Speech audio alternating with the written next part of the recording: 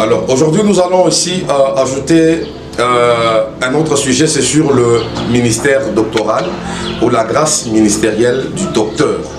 Alors contrairement à ce que beaucoup sont en train de penser, un docteur ce n'est pas seulement celui qui a fait des grandes études ou des études théologiques appropriées, mais l'on reconnaît aussi un docteur par et à travers la parole ou l'enseignement qu'il est en train de véhiculer, qu'il est en train de prêcher. Et un véritable docteur, il est appréhendé, il est connu par et à travers son message. Pourquoi? Parce que les docteurs, ce sont des connaisseurs, ce sont des gens qui sont pleinement ancrés dans les Écritures. Et nous les reconnaissons tous par et à travers la manière d'enseigner. Donc un docteur, c'est un enseignant. Et nous le voyons très bien dans le livre d'Éphésiens 4:11 que nous avons déjà eu à lire plusieurs fois. La Bible dit que j'ai fait le saint comme docteur. Il est vrai que ici, le docteur, il est celui qui détient une grande connaissance, mais nous savons que malgré qu'il peut détenir une grande connaissance, le véritable docteur, le docteur par excellence, il reste la personne de Jésus-Christ. Mais les autres docteurs qui constituent le 5 grâces ministérielles, ils ne sont qu'une photocopie de la copie originale qui est Christ. Parce que tous parlent comme, mais l'originalité c'est Jésus-Christ. Voilà pourquoi on l'a appelé les grands enseignants. Mais d'emblée, nous devons retenir ici que le docteur, c'est aussi celui-là qui a une grande connaissance des Écritures. Et lui, il détaille, il entre dans les profondeurs, il puise dans toutes les profondeurs des Écritures, les Écritures qui sont les plus compliquées, les plus difficiles. Quand un docteur ouvre la bouche, il rend ses Écritures plus faciles. C'est de là même que la Bible pouvait dire que du fort est sorti le doux, parce que l'Écriture elle-même, elle est forte. L'Écriture, à des fois, elle est difficile, mais Dieu met dans l'Église une grâce ministérielle capable de pouvoir prendre l'Écriture qui est dure et pouvoir la rendre facile afin que tout le monde puisse écouter. C'est ainsi que lorsque nous lisons également les livres d'Exode chapitre 25, le Seigneur est en train de nous parler là aussi du chandelier.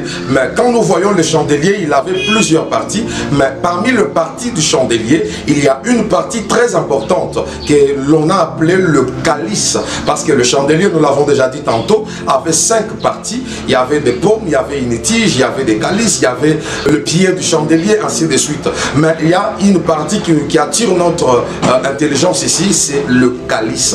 Or, lorsque nous voyons bien le calice il avait ici pour but de pouvoir contenir le vin. Or, le véritable vin aujourd'hui que nous, les enfants de Dieu, nous sommes en train de consommer, c'est le Saintes Écritures. Le vin par excellence, c'est la parole de Dieu. Voilà pourquoi celui qui prend la parole de Dieu, il est rempli, il est fortifié. La parole de Dieu en nous, c'est un vin précieux. La parole de Dieu en nous, quand nous la prenons, il nous ouvre les yeux. Mais qui est celui-là qui a la capacité de presser, de réunir tous les vins dans ses mains? C'est cet homme-là du docteur. Voilà pourquoi aujourd'hui dans les églises, beaucoup ont fait des grandes confusions. Ils ont cru que celui qu'on appelle docteur, c'est seulement celui qui est passé par une école théologique. Non, celui qu'on appelle docteur, nous le découvrons par et à travers son enseignement. Mais il y a quelque chose aussi de très important que je désire ajouter là-dessus. On ne change jamais un ministère. Si le Seigneur nous a appelés comme étant pasteurs, jusqu'à la mort nous serons pasteurs. S'il nous a aussi appelés comme étant évangélistes, comme étant pasteurs, on ne peut pas changer de ministère. C'est la raison pour laquelle nous déplorons aujourd'hui le comportement qu'a plusieurs hommes de Dieu aujourd'hui. Il y a certains qui ont directement 2 ministères au même moment. Ça, c'est la sorcellerie. C'est quelque chose qui n'existe pas. On ne peut pas avoir 2 ministères, mais on n'a qu'un seul ministère que Dieu du ciel nous a donné dès le ventre de la mère. C'est-à-dire, depuis que nous sommes nés, il y a un ministère que Dieu nous accorde, mais il met des hommes, il met des pères dans les églises juste pour confirmer les ministères que Dieu nous avait déjà donnés, par et à travers l'imposition de main. Lorsque le Père consacre le Fils, il vient confirmer le ministère que Dieu avait déjà mis en lui. Voilà pourquoi, toi qui étais en train de tituber là-dessus, tu étais, autrefois tu t'appelais, en même temps tu es pasteur, en même temps tu es évangéliste. C'est quelque chose qui ne ne se fait pas, c'est quelque chose qui est contre les Écritures.